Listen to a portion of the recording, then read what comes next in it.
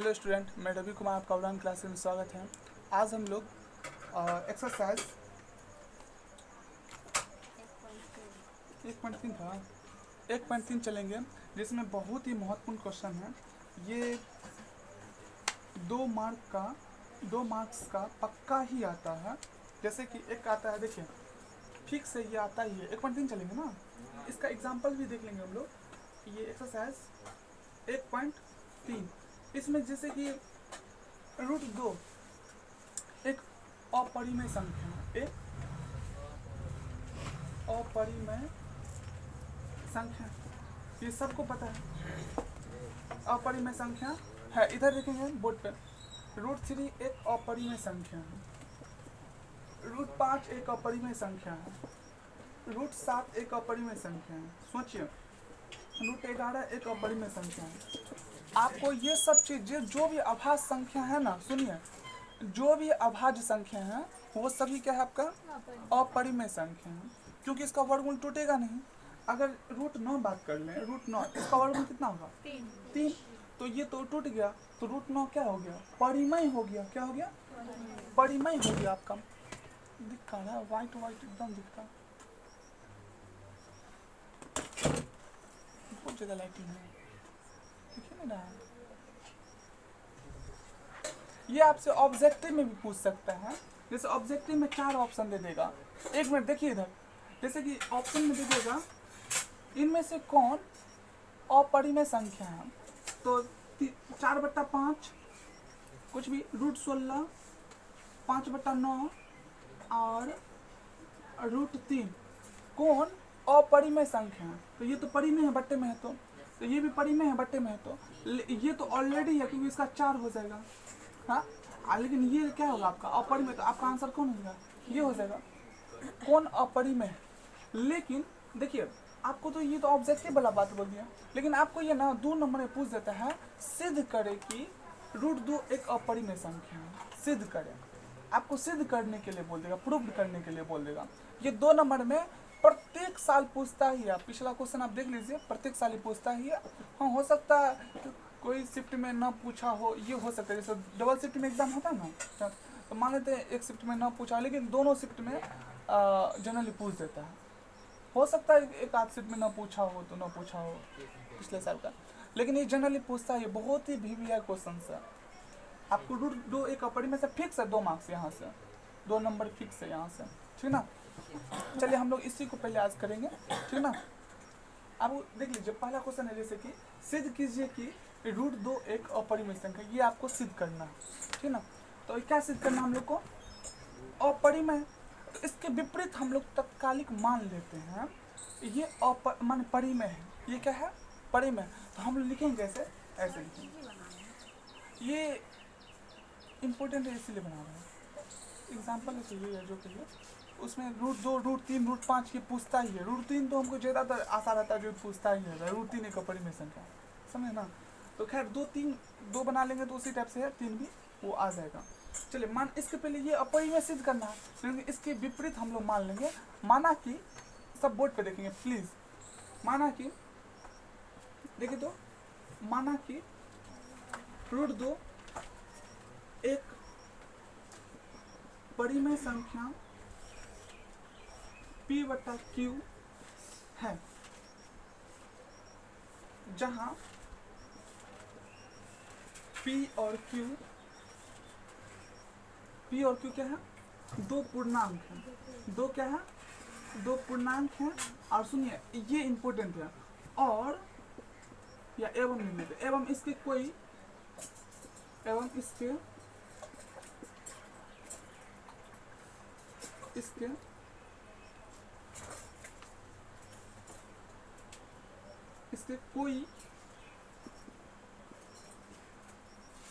उभयनिष्ठ गुणनखंड है। उभयनिष्ठ, ये उभयनिष्ठ देख रहे हैं ना, उभयनिष्ठ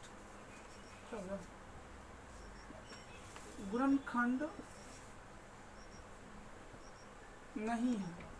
यही मेन बात है। देखिए, ये उभयनिष्ठ गुणनखंड नहीं है। उभयनिष्ठ क्या होता है पहले वो समझ लेते हैं। देखिए, उभयनिष्ठ होता है जैसे 6 और 8, ये लिखे हैं, क्या लिखे हैं? 6 और 8। आप देखें तो 6 को क्या लिखेंगे, 6 को बोली तो 2 गुने 3, 6 क्या लिखेंगे 2 गुने 3। 8 को क्या लिखेंगे 2 गुने 2 गुने 2 गुने 2, ये ना 2 गुने 2 गुने 2, 3 बार ना। अच्छा इस दोनों में ओवरनिस्ट क्या है, इस दोनों में ओवरनिस्ट कौन है, ये 2 और ये 2 दोनों मिल रहा है ना, तो ये क्या हो गया ओवरनिस्ट हो गया।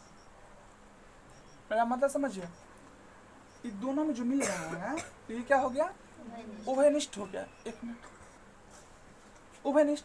लेकिन यहाँ पे क्या बोले, ये P जैसे 8/6/8 है, इसमें तो ओवरनिस्ट है ना, इसमें कितना ओवरनिस्ट है 2 3 6 और 2 4 8, यानी कि 3/4 आ गया, 3/4। लेकिन 3/4 में ओवरनिस्ट नहीं है। अब नहीं कटेगा, देखिए नहीं कटेगा, तो 3/4 में ओवरनिस्ट है नहीं है, लेकिन 6/8 में ओवरनिस्ट है। कितना है 2 2 2, क्योंकि दिखा दिया हम 2 2 मिल रहा है दोनों में, है। तो यही आपको ध्यान रखना, ओवरनिस्ट मतलब समझ गए, ओवरनिस्ट मतलब समझ गए, जो दोनों मिले, लेकिन इस दोनों में क्या हो रहा है कोई नहीं मिल रहा है, समझ है ना।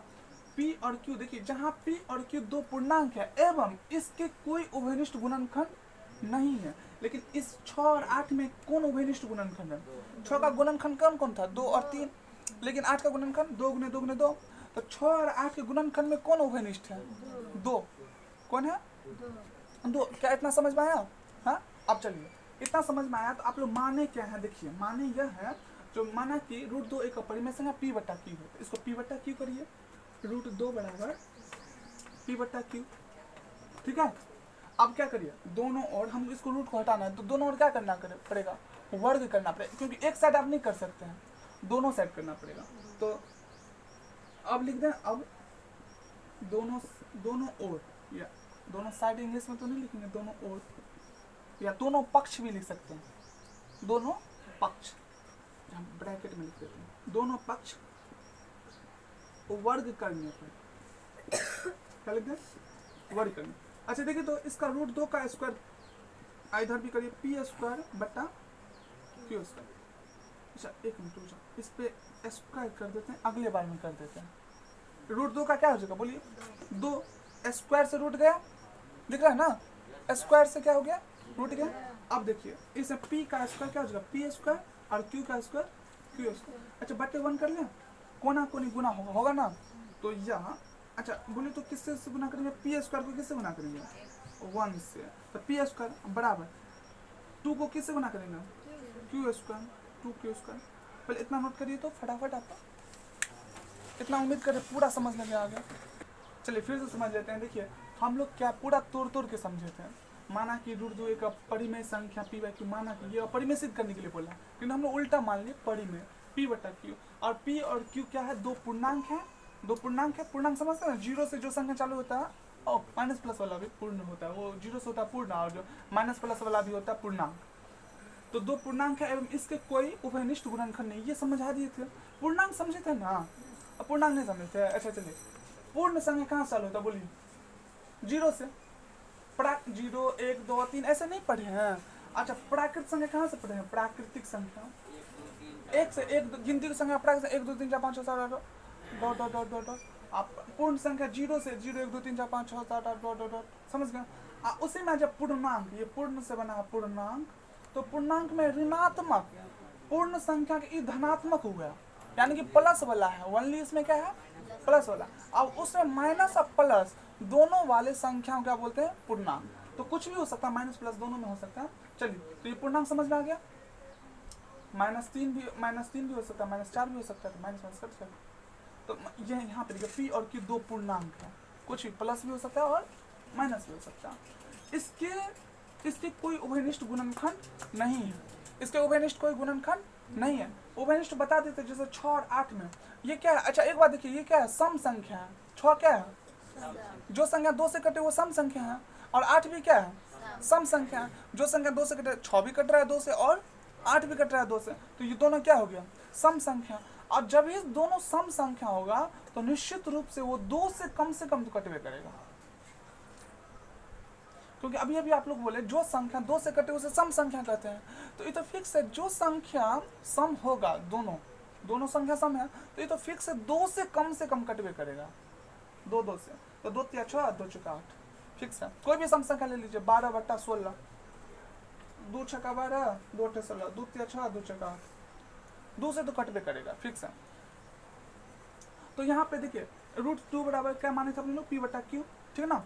दोनों और वर्ग करने पर √2 का वर्ग किए तो 2 और p²/q², 2 का वर्ग मान √2 का वर्ग 2। अच्छा इसको इसको गुना किए कोना कोनी, p² को 1 से गुना किए तो p² और 2 को q² से 2q²। अच्छा एक बात बताइए आप लोग, ये जो स्क्वायर है तो स्क्वायर का ये आया, इसका मतलब ये क्या हुआ, सम संख्या। ये क्या है ये बोलिए ना, ये स्क्वायर है ना, तो ये पूरा सम संख्या हुआ ना, ये भी स्क्वायर ये भी स्क्वायर, इधर का देखिए सिर्फ आप, p² है तो p² है तो इधर सम संख्या हुआ, क्यों, जब ये स्क्वायर है तो सम हो जाएगा। ये बता देखिए 2 है ना, 2q² सम संख्या नहीं है। अच्छा देखिए 2 से कोई भी चीज को गुना कर देंगे तो उस सम संख्या निश्चित हो जाएगा, नहीं समझे, फिर से देखिए। अगर मान लेते आप विषम संख्या ले लिया, 3 ले लिया, 3 ले लिया तो 3 का स्क्वायर कितना होगा 9। 3 क्या है, 3 क्या है आपका विषम संख्या। आपको 7वां 8वां पढ़े होंगे, जो विषम संख्या का वर्ग विषम होता है और सम संख्या का वर्ग सम होता है। अगर 2 का स्क्वायर करें तो 4, 3 का स्क्वायर करें तो 9। तो ये देखिए 3 क्या है विषम है, अब विषम का वर्ग क्या है 9, विषम आया। 2 क्या है सम है, और सम का वर्ग क्या आया सम आया। नहीं समझ में आ रहा है लगता है आप लोग को। 2 क्या है, 2 क्या है, 2 सम संख्या, तो इसका जो वर्ग किए हैं तो कितना है 4, तो 4 भी क्या है सम। 3 क्या है विषम, 2 से नहीं कट रहा है, तो इसका वर्ग किए तो 9, तो 9 भी क्या है विषम संख्या। आपको ये पता है ना, सम संख्या का वर्ग सम संख्या, विषम संख्या का वर्ग विषम संख्या। लेकिन एक बात और बता देते हैं, सम रहे या विषम रहे, उसको 2 से गुना करिएगा ना तो सम ही हो जाएगा। देखिए 2 को 4 से गुना करें तो 8, तो ये तो सम है, तो सम को 2 से गुना करें तो 8, तो 8 भी क्या है सम है। अच्छा चलिए 2 को कितना से 9 से गुना करते हैं, 9 से, 9 क्या है विषम है, विषम को 2 से गुना करेंगे 9 दूना 18, तो ये क्या हो जाएगा सम। तो यही तो किए हैं, 3 का स्क्वायर मान लेते 9 है, 9 दूना 18, तो p² बराबर 18 है, तो क्या हो गया सम संख्या। यानी कि चूंकि सम संख्या का वर्ग सम संख्या का वर्ग सम संख्या होता है ना, नहीं बोलेंगे, सम संख्या का वर्ग सम संख्या होता है। यानी कि ये जो सम संख्या है सम संख्या का वर्ग संख्या होता है, सम संख्या होता है। लीजिए फिर से लिख लीजिए, सम संख्या होता है, नहीं हो रहा है लिखा हुआ नीचे, सम संख्या का वर्ग सम संख्या होता है। तो अतः बोलिए p भी क्या है आपका, p क्या है, p सम संख्या हुआ, p क्या हुआ सम संख्या है, अतः p सम संख्या है, सम संख्या ना, इतना नोट करिए। तो बस एक काम करिए अब आप लोग, मान लीजिए फिर से, माना कि देखिए p बराबर 2m मान लेते हैं, समझे, क्या मान लेते हैं हम 2m या m कुछ ही मान सकते हैं, जहाँ बोलिए, जहाँ क्या m क्या है बोलिए पूर्णांक, मानने में क्या रहता है। अब देखिए वर्ग करेंगे, इसमें वर्ग करने पर बोलिए तो p² बराबर 4m² ना। अच्छा लीजिए 2m का स्क्वायर, तो p² बराबर क्या हो जाएगा बोलिए, माने ही ये, फिर से इधर फिर से माने ही ये, p बराबर 2m, p बराबर 2m, तो जहाँ m बराबर पूर्णांक है तो p² बराबर 2m², तो 2 का स्क्वायर कितना 4m²। अच्छा एक बात बताइए, शुरू में आप लोग क्या लिखे हैं, देखिए तो p² की जगह पे क्या लिखे थे, देखिए तो p² जगह पे क्या लिखे, पीछे पे, अरे p² की जगह पे क्या लिखा 2q² लिखे हैं, पीछे देखिए, पीछे लिखे होंगे हम कहीं, तो p² की जगह पे हम लोग लिख सकते हैं 2q², बड़ा इसके जगह पे लिखे हैं, देखिए इसके जगह पे लिखे हैं, क्यों, क्योंकि आप लिखे हैं पीछे p² बराबर 2q², तो इसके जगह पे लिखे हम ये, और ये ऐसे ही है 4m² है। अब देखिए 2 दूना क्या हो गया 4, तो q², इसीलिए q² बराबर क्या हो गया 2 अब ये भी समझाए तो कोई भी संख्या को आप चाहे सम हो या विषम हो, देखिए 2 को सम को गुना करेंगे तो सम ही होगा, और 2 को 9 से गुना करेंगे या 5 से भी गुना करेंगे, खुद से भी 10, 2 को 9 से गुना करेंगे 18, ये विषम है, 5 विषम है, 9 भी विषम है, लेकिन 2 से जब भी गुना करेंगे तो क्या हो जाएगा, सम संख्या हो जाएगा। तो ये 2 को जब भी गुना करेंगे तो क्या हो जाएगा, सम संख्या, तो बराबर ये भी क्या हो गया, सम संख्या। अरे तो इसीलिए चूंकि हम इस प्रकार जानते हैं जो माने सम का वर्ग सम होता है, तो लिख दीजिए चूंकि सम संख्या का वर्ग, सम संख्या का वर्ग सम होता है, वर्ग ये लिखे हैं, इसीलिए क्यू क्यू क्या है, क्यू क्यू क्या है, सम, क्यू भी क्या हो गया, सम संख्या। चलिए अब तो हो गया, इतना पहले नोट करिए जल्दी से, बस लास्ट अथवा से देख लीजिए। इस प्रकार क्या हुआ, इस प्रकार बोलिए तो, इस प्रकार बोलिए तो P और Q दोनों सम संख्या, सम संख्या है, तो इसके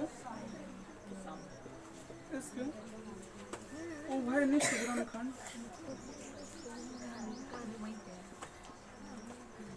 उभयनिष्ठ गुणनखंड कितने होंगे बोलिए, जब हम बताते हैं 6/8 है, माने ऐसे तो 2 × 6 2 × 8, जब ये सम बटा रहेगा ना तो उसका उभयनिष्ठ गुणनखंड 2 कम से कम होबे करेगा, ठीक से, तो उभयनिष्ठ गुणनखंड 2 होंगे।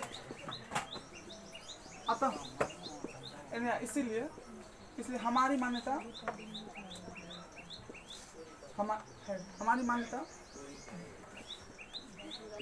गलत थी, अपने मान्यता को हम लोग अपने गलत कर रहे हैं। हम लोग माने थे ना, माना कि √2 एक अपरिमेय संख्या नहीं परिमेय संख्या, तो हम लोग उसको भी हमारी मान्यता गलत थी।